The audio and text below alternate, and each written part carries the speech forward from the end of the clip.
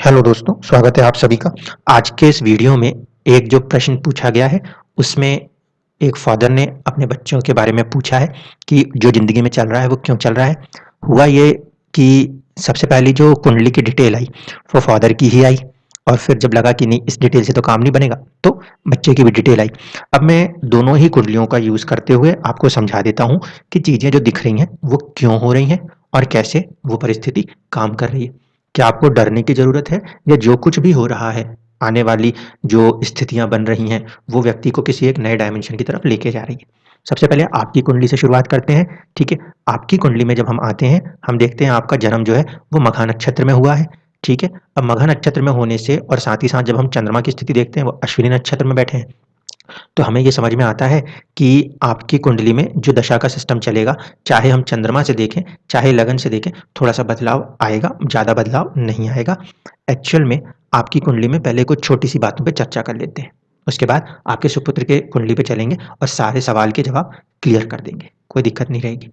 इस कुंडली में जो लगन है, वो मघा नक्षत्र का है, जिसके स्वामी होते हैं केतु देव, वो जाके बैठे हैं 12वें घर में। इसका मतलब है कि कहीं न कहीं मानसिक परेशानियाँ, विदेश, हॉस्पिटल, आध्यात्म ऐसी चीज़ों के साथ व्यक्ति को किसी न किसी एक स्टेज पे जाके जुड़ना होगा। ख़ासकर एज ऑफ 48 के बाद केतु देव खुल जाते हैं, तो वहाँ पे आपकी जो दिमाग है, आपका जो सोचने का ढंग है, आपका सबकॉन्शियस माइंड है, वो उस चीज़ों के साथ कहीं न कहीं जुड़ेगा। पहली चीज़ थी।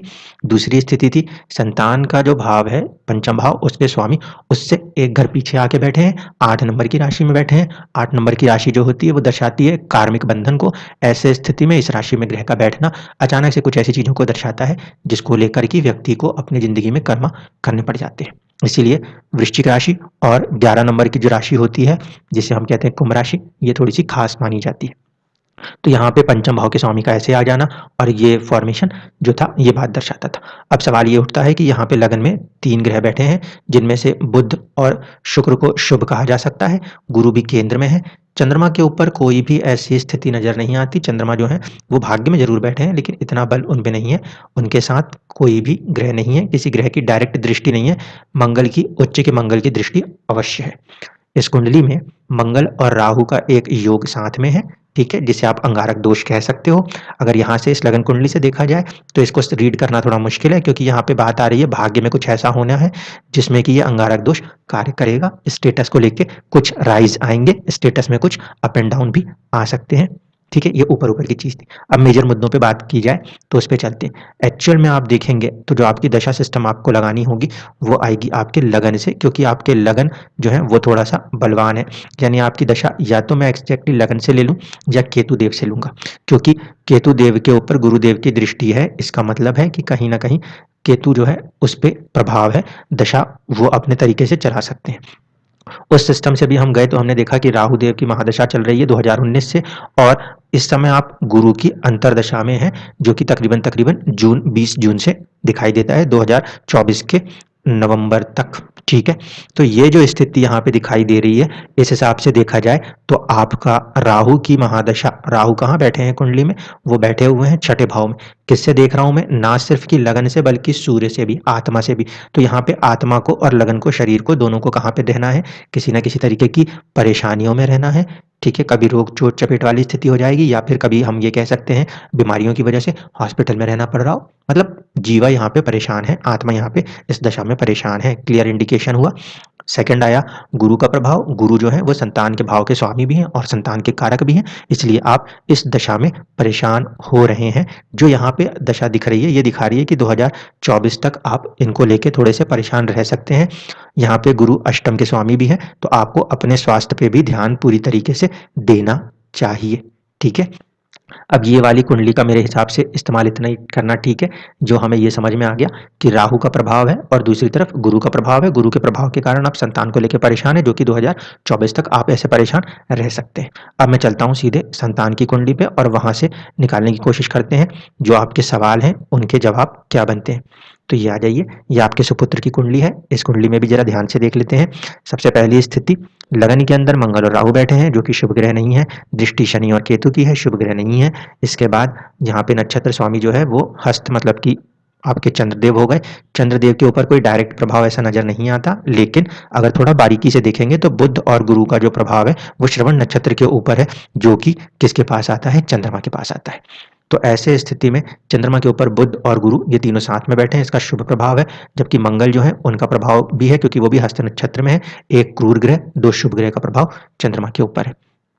अब देख लीजिए कुछ छोटी-छोटी बातें हैं जिनको समझते हुए हम चलेंगे। मैं वहाँ पे आऊँ उसके पहले मैं एक बात बता देता हूँ। इस कुंडली में आपको सबसे इम्पोर्टेंट फैक्टर याद रखना है। सबसे इम्पोर्टेंट फैक्टर जो इस कुंडली में आपको रूल रखना है वो क्या, कि यहाँ पे गुरु और शनि के बीच में एक परिवर्तन योग है। 10 नंबर की राशि में आपके गुरुदेव बैठे हैं और 12 नंबर की राशि में आपके शनिदेव बैठे हैं।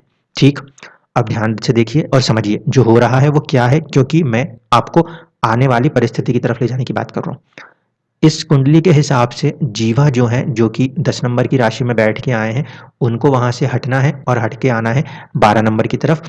और ये जो संबंध बन रहा है गुरु और शनि के बीच में, इसे कहेंगे धर्म कर्म अधिपति योग। लेकिन इस कुंडली में ये धर्म कर्म अधिपति योग की जगह ये योग कैसे काम करता हुआ नजर आता है, यह पंचम के स्वामी का संबंध आपके सप्तम के स्वामी के साथ। और यहाँ पर ध्यान से देखें तो ये चौथे भाव के स्वामी भी हैं गुरुदेव।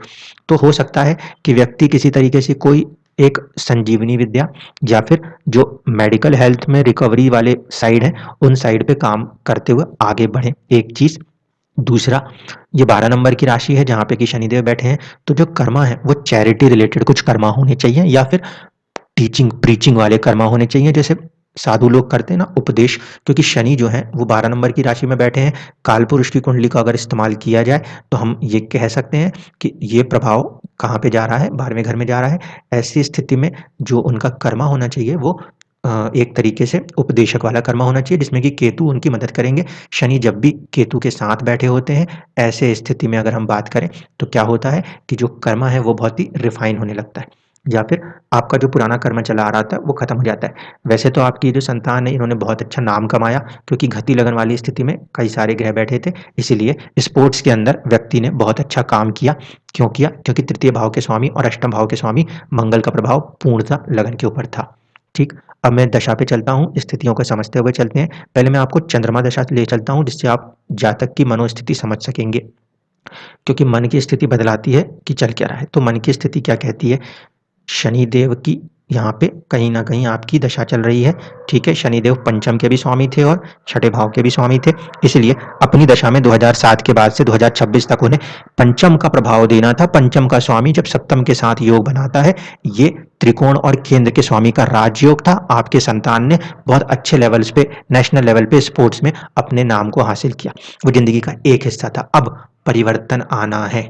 परिवर्तन कब से चालू होगा और कब तक जाके खत्म होगा? परिवर्तन चालू हुआ है जब शनि ने आपके इस पंचम भाव में अपना गोचर शुरू कर दिया है। ये गोचर 2017 में शुरू हो गया था। इसके बाद कर्म जो है वो कर्म यानी कि शनि जो है वो जीव यानी कि गुरु के पास आए हैं। उनको बताया जा रहा है कि आप इसके लिए नहीं, आप किसी और कर्म के लिए बने हैं, इसलिए ये परिवर्तन का समय उनके ऊपर चल रहा है। और ये परिवर्तन कब पूरा होगा? ये परिवर्तन पूरा होगा 2026 में जाके, क्योंकि उस समय शनिदेव जो हैं ये वाली 11 नंबर की राशि से निकलेंगे, आत्मा को पूरा बदलेंगे और बदलने के बाद कर्मा चेंज कराएंगे। जब शनि केतु की तरफ से गोचर करते हैं तो चला आ रहा कर्मा पूरी तरीके से बदल जाता है। ये तो हुआ पहला चीज। अब बात ये कर ली जाए कि हो क्या रहा है, क्योंकि बाकी लोगों को समझ में नहीं आएगा हो क्या रहा है। हो ये रहा है कि व्यक्ति ने बहुत अच्छी नाम शोहरत कमाई, और नाम शोहरत कमाने के बाद अचानक से कुछ ऐसा हुआ जिसकी वजह से उनका डाउनफॉल हुआ, और डाउनफॉल होते होते आज वो अपने आप में एक बहुत ही डिस्टर्बिंग कैटेगरी कंडीशन में चले गए हैं। तो देखिए हो क्या रहा है। पहली स्थिति ये है कि शनि की जब दशा चल रही है, शनि जब छठे भाव के स्वामी के रूप में अपनी दशा को चलाएंगे।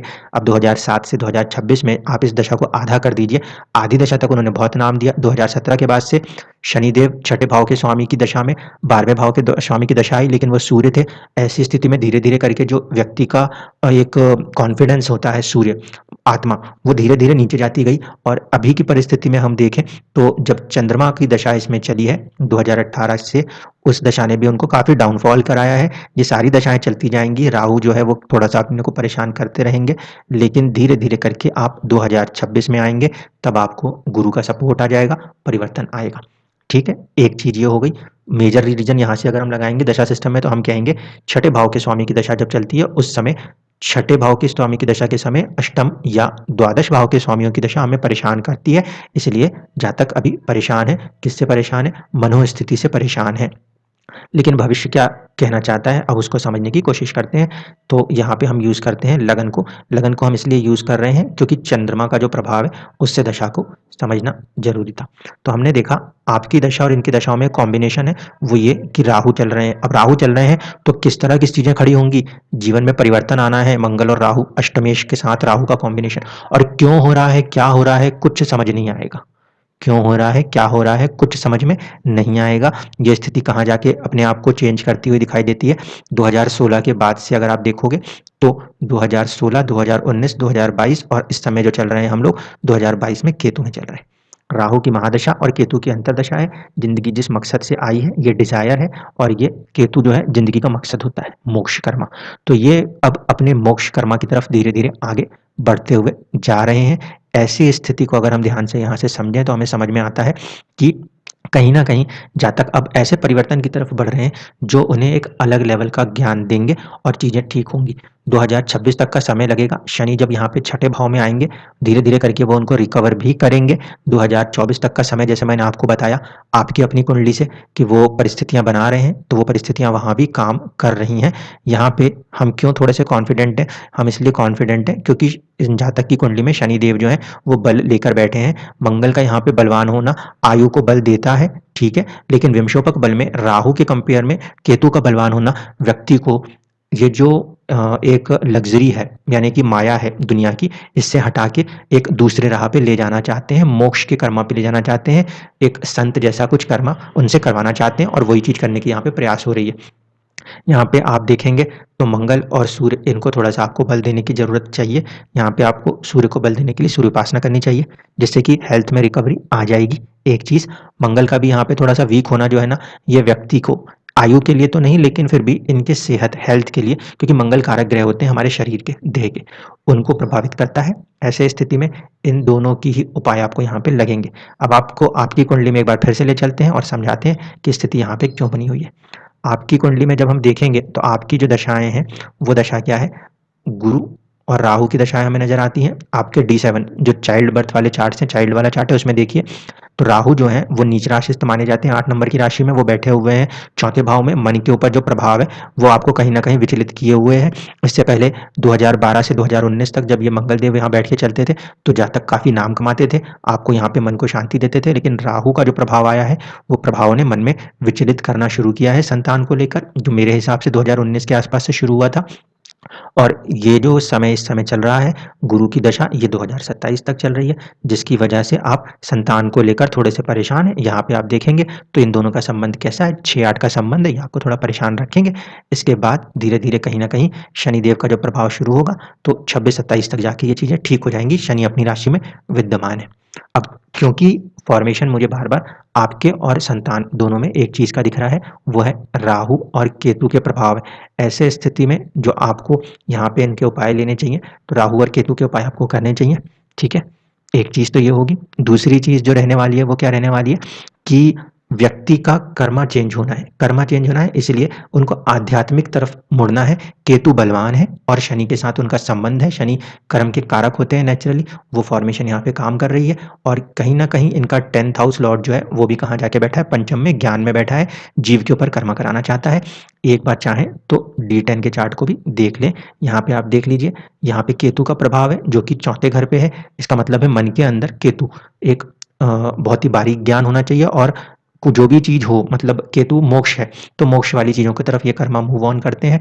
यहाँ पे जो इनके स्वामी हैं, ये भी 12 नंबर की राशि लिए हुए हैं, जो यहाँ से भी नज़र आते हैं और यहाँ से भी दशमांश के स्वामी और लगन के स्वामी बन के दशमांश में यही स्थिति दिखाते हैं, जो कि इनको इस तरफ लेके जाएँगे। शुक्र यहाँ भाग्य में बैठते हुए नज़र आते हैं, जो बात करेंगे किसकी? एक तरह से ज़िंदगी के अंदर पॉजिटिविटी या फिर मेडिसिन्स के साथ कैसे चीज़ों को ठीक करते हैं, उन चीज़ों की बात की जाएगी। और यही फॉर्मेशन यहाँ पे कहीं न कहीं नज़र आ रहा है। शनिदेव की दशा चल रही है, शनिदेव अपनी दशा में परेशान कर रहे हैं, क्योंकि इस महत्व फलम के चार्ट में ये जो योग है शनि और चंद्रमा का, यहाँ पे जिसे आप विष दोष मानते हो, ये कर्म को इस समय बाधित किए हुए हैं। यहाँ पे भी हम यही बात कहेंगे कि ये जो फॉर्मेशन है शनि और केतु का, ये इस लगन से बाधक राशि में है, इसीलिए अभी स्वास्थ्य पे बाधा दे रहा है। जब ये शनि की दशा खत्म हो जाएगी और एक तरफ वो केतु की दशा खत्म हो जाती है, तो आपकी जो ये बाधा है शरीर के ऊपर की, ये खत्म हो जाएगी। केतु की तरफ से बाधा 2023 के मई के बाद खत्म होगी, लेकिन शनि को लेके चलें, क्योंकि केतु शनि के साथ बैठे हैं, उसका प्रभाव लेंगे। ऐसे स्थिति में 2026 के बाद शारीरिक रूप से जो भी बाधाएँ उनके ऊपर आ रही हैं, ये धीरे-धीरे करके खत्म हो जाएँगी। धन्यवाद।